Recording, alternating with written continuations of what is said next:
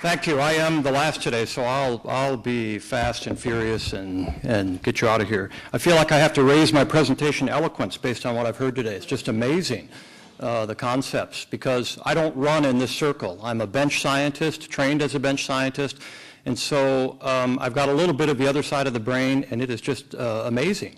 The language and the spirit that's alive here in this discussion. So I hope I can shed some light on it from our perspective. As Ted mentioned, I've been working down here the last couple of years with Ted and the folks at the Higher Ed Center and in the region, trying to establish an advanced wood design and wood manufacturing program. I faced at the onset the same comments that I've heard from other presenters today, particularly John in Massachusetts, because after a couple of visits down here, Ted and his staff were very gracious, really gracious. We had lunch and we talked, and about the third visit, one of them said to me, "You just don't seem to understand, Paul. We've lost our manufacturing and our furniture. We have been decimated in the region, and you're telling us that there is a future there." I didn't appreciate that perspective until I've been down here for a while and what it really means. But in the global context of revitalizing communities, you're either in the game or you're not in the game. And I want to be in that game. You know, I'm not ready to give up and say we can't compete globally. And I'm coming at it from an economics perspective and an industry perspective. Our forest industries in Virginia are a $30 billion generator to the Commonwealth's economy. We are absolutely huge. And can't we blend together the concepts of design and art and student interest and bring that into a career pathway where students could flourish based on whatever side of the brain they wish to use to move forward in their career and in their passion for life. So that's what we're about. Let's see here. Our program at Virginia Tech, we are the leading science, engineering, chemistry program behind wood as a material in North America. So let me tell you about me quickly. Shortly after I was married to my dear wife, who is an artist and an art teacher and taught art at a Native American reservation in Montana for 3 years before we were married, she took me to the National Gallery in D.C. where I had never been to show me the great masterpieces that I had never seen. And so in touring the National Gallery and looking around, I began to pay less and less attention, and she noticed. And she kind of wondered what was up. And I said, "You just don't see it, honey, because behind those portraits and those masterpieces from around the world is the most beautiful quarter-sawn white oak planking that you've ever seen." And if you appreciate mission-style furniture, you know that quarter-sawn white oak was the material of choice to reveal that character of the wood that is so characteristic of that period furniture. And I think she realized from then on that I was going to be a hard case. So we are the chemistry, engineering, business, science behind wood as a material. So why am I going to talk to you about wood design and those things? Hope I can shed some light on that. So is this the business of arts and design? I've seen lots of great images today. So what do you think when you see that image? Absolutely. Okay, so these are photos from the Craftsman's Challenge. I was a judge the last 2 years in different categories. The one in the center is architectural woodworking and what we do to interior spaces. And when you think about wood as a material today, it is sustainable, it stores carbon, it has the lightest environmental footprint from an extraction perspective versus all other materials. So can't we play in this game from a wood science perspective in the design of interior spaces? I don't have a movie to show you and some great things that I've seen here today, but I think the images speak for themselves very well.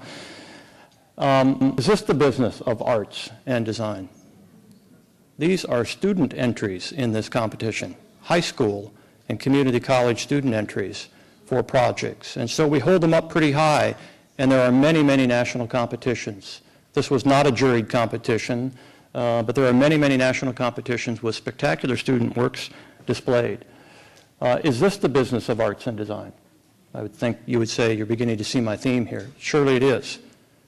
All right, so what do these people do in the real world? Are they just artists crafting in wood? No, you know, the photo on the bottom and the photo in the top and the middle are both architectural woodworking businesses that have created spaces either in residential or commercial areas. And this is very different from a high school student saying, I want to be in a high school woodworking program.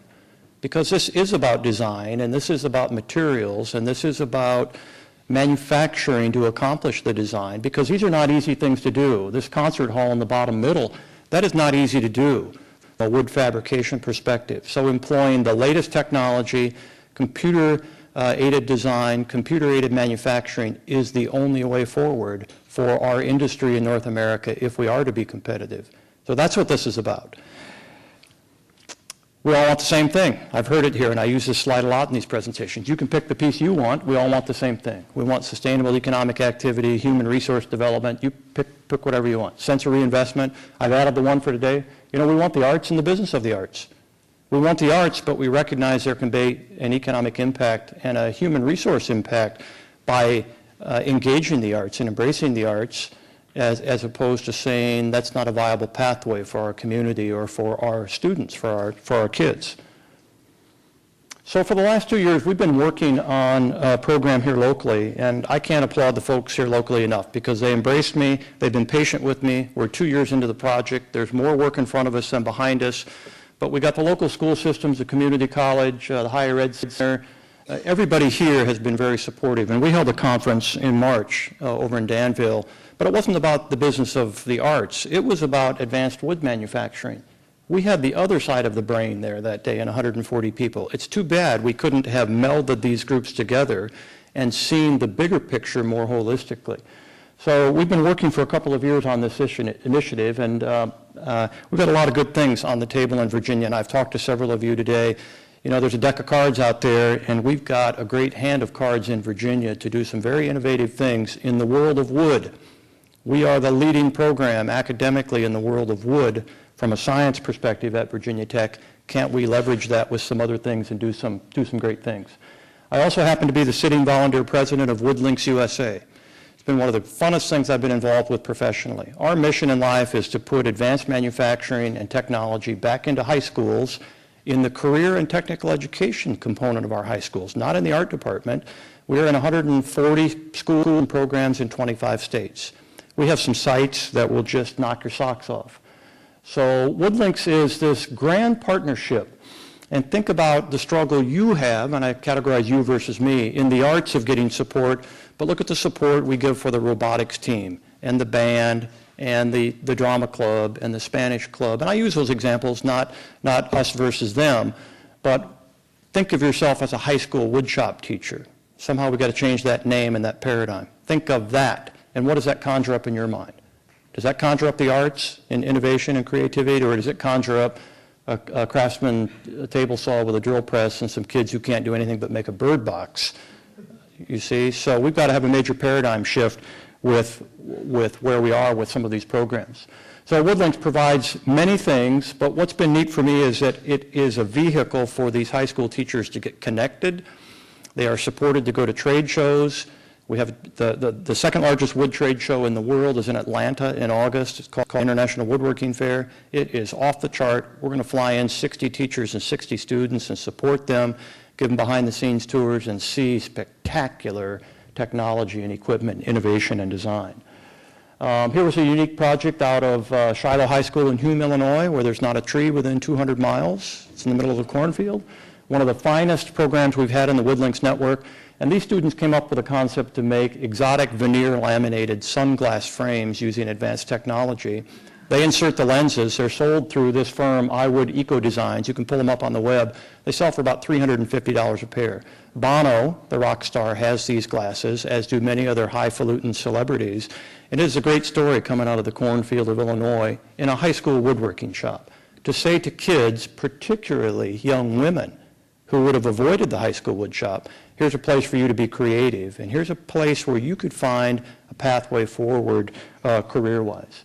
Let me tell you about West Ottawa High School very quickly in Holland, Michigan. I'm just going to highlight what I think is the very best site that we have nationwide. This is their facility. It's 6,000 square feet in a brand new high school, $800,000 worth of advanced technology equipment. Do we have a site like this in Virginia? I've not found one yet. We need a site like this in Virginia, and many of them in high school and community college programs if we're going to move forward and be competitive. So this is what the physical facility looks like. So when you look at these things, these student projects in progress, you know, I'm not going to comment on it. You just look at them and tell me, is this the business of art and design for these kids? Young women doing things with interesting designs and technology and interesting vacuum pressing of veneer technology, and interesting bed set, you know, some marquetry kinds of things, all done on a computer, right? All cut out with a computer. Various kinds of things. These are all from the Michigan exposition that they hold every year. A student who did the electronics, did the guitar, did the whole thing. You know, is that not creative? Is that not the business of art and design? Is that a different look at the world of woodworking for high school students than what we typically have in our mindset? I would say yes. So that was a few shots out of West Ottawa High School, a really great place. Let me show you Georgia Tech's College of Architecture. So if you think we cannot legitimize a high school program, and I'm not going to ask you to hold your hand up, you may say high school woodworking, no. You know, that's not a career-oriented, future, opportunistic pathway forward. All right, so, but yet in a College of Architecture at a major university, we hold this high on the pedestal and say, look at this, what these architecture students can do. But the high school kids in our Woodlinks programs are doing the same thing. This is a Georgia Tech lab. It's spectacular. And what are the kids doing? CAD design, CNC, 5-axis machine tool, mixed materials, vacuum forming, designs that you would say, where's the practicality of that, which you've got to love, because I've heard that comment several times today. You're doing stuff, being creative, learning technology, finding a way forward. To me, it's spectacular. But at the university level, we hold it up really high, and we say you're an architecture student. Look what you can do. And they compete in the Freshwood AWFS Student Design Competition, and I was there last summer in Las Vegas for this program. We publish a book. There's several of those books here. It's like amazing, and we feature lots of high school student projects in there. But at the university level, we hold that up really high. So this was on the Virginia Tech homepage about 3 weeks ago, and I just chuckled because here's a wooden pallet, and an architecture student created a chair out of a used wooden pallet. So it was a recycling and created innovative design. And would it ever be wildly successful in the marketplace? I don't know. But I clipped it and sent it to my faculty because we run the world's leading pallet and container research laboratory. You didn't know that there was such a thing. The world moves on pallets. Commerce moves on pallets. And it's an engineered system, and we're all about making them stronger, more recyclable, disposable. Believe me, it is a huge deal. It's a $500,000 research contract business in our lab a year. So when I saw this on the front page of the Virginia Tech homepage, in our College of Architecture, I just had this sort of collision in my mind of, we're doing pallets, working on the engineering structural properties of those, and they're taking our pallets and making a chair, and we're holding it up here for society to see, to say, look at this. Isn't it interesting, the perspective we come from? By the way, we have the #1 rated architecture program in the United States at Virginia Tech. So I'm trying to partner up with them and our industrial design program and our interior design program, because I think there's a place for wood and wood design and wood materials and wood manufacturing in architecture. And I'm trying to come to the middle of our campus and meet halfway and develop some innovative programming with my colleagues in those other programs. Let's see here if I get the right button. So I'm going to go on. So what we've accomplished, you know, here's a picture of Ted in the Higher Ed Center, and Ted's been great, and he's bought into the vision as other local people have, and we're moving forward on this project to establish some programming here locally that is dual articulated right through community colleges, right onto Virginia Tech. Seamless articulation is our vision. They have hired here at the Higher Education Center David Keneally and a colleague, Kevin Christie. And David, we snapped him up out of Rockingham Community College at Christmas time, right after that. And David, are you in here? Where's David? He's up here in the back. Spectacular educator, craftsperson, and so having David here locally, working with the school system and through the Higher Education Center, is a real coup for us moving forward. David's students have placed in all of these national competitions, so it's great to have David and Kevin on board. Paul Stapleton and the folks at Halifax Schools secured one of the first Governor's Career and Technical Academy Awards, and it's in the Agricultural Academy frame, but within that is the wood science piece. So we've gotten funding, Paul has here locally, and with Melanie Stanley are working on curriculum and courses and things, but there were 5 or 6 of those awarded in the state. There was quite a few of them submitted. So here we're talking about doing art and manufacturing. Depends on what wrapper you put on it. And we've secured one of these They have secured one of these projects here locally to move forward, and that's fantastic. We're trying to get out of the box in our own program. Some of you are my age and remember Junior Achievement. Anybody remember Junior Achievement? Start a business, whatever. I never did it. I thought it was corny. So, and I'm from Iowa. So here we are at Virginia Tech with our leading program. We are the leading program in the country. We have developed an experiential learning environment, and I laughed when I saw the MacGyver box because our College of Engineering now has a student laboratory with a name on the door called the Hands-On Engineering Lab, and every freshman engineering student gets a MacGyver box. That's what they call it. It's how to do things. That was a really interesting perspective. We've developed an experiential learning environment in our program. I almost chuckled to myself because what goes around comes around. Take 30 years ago, students running the business, designing the product. This is what we've done in our science and engineering-based program.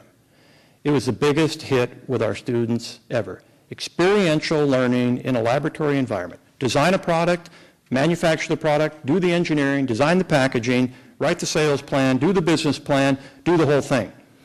It was spectacular. It was not about woodworking. It was about innovation, creativity, entrepreneurship, teamwork, problem solving, critical thinking, all of those other things. It was a home run. We're going to figure out how to integrate it as a permanent place in our undergraduate curriculum. We haven't done that yet. So we're going to call that a complement to an extremely strong technical foundation in our program and promote it that way. What do they make? They made this really neat, they call it fully customizable tabletop bookshelf. Pick your species, get your custom laser engraving. Pamplin College of Business bought a bunch, chemistry bought a bunch. The president got some, the provost got some, the athletics department got some. They had more orders than they could fill. It was a nightmare. It was the realities of doing business. Guess what? All the students didn't work as hard as the rest of the students, and they couldn't get materials on time. They had production problems, and the laser broke down. And, in the end, it was about reality, and they had lots of frustration, but they could have never got that in the classroom in a conventional educational environment.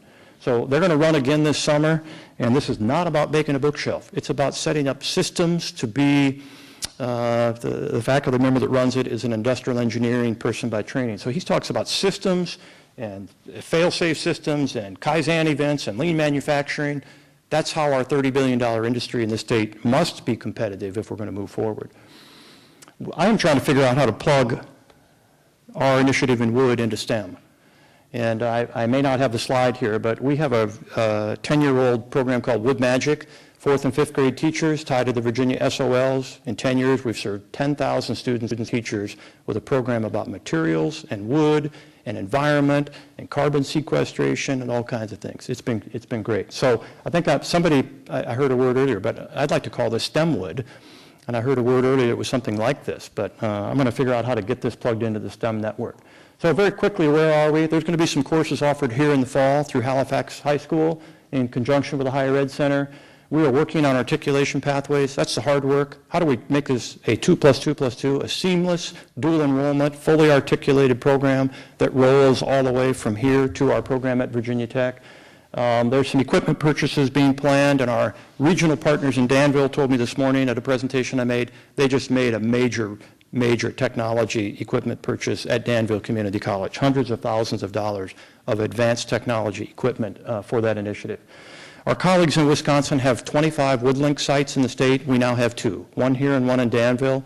We need to think about getting 10 or 12 or 15 WoodLink sites, connecting those teachers, connecting those students, and evolving into our own 501c3 so we can think about different creative ways to fund it. So we need a fully articulated 2+2+2. We need facilities and equipment. This is a Georgia Tech facility. We don't have a facility like this on our campus. We're aspiring to that. There's not a facility currently here like this, nor in Danville. So in some ways, we're kind of starting over, thinking about what the future would look like. We would like to have students from our consortium and region participating in these national competitions. The bicycle is a Georgia Tech CAD/CAM advanced manufacturing. It's wood.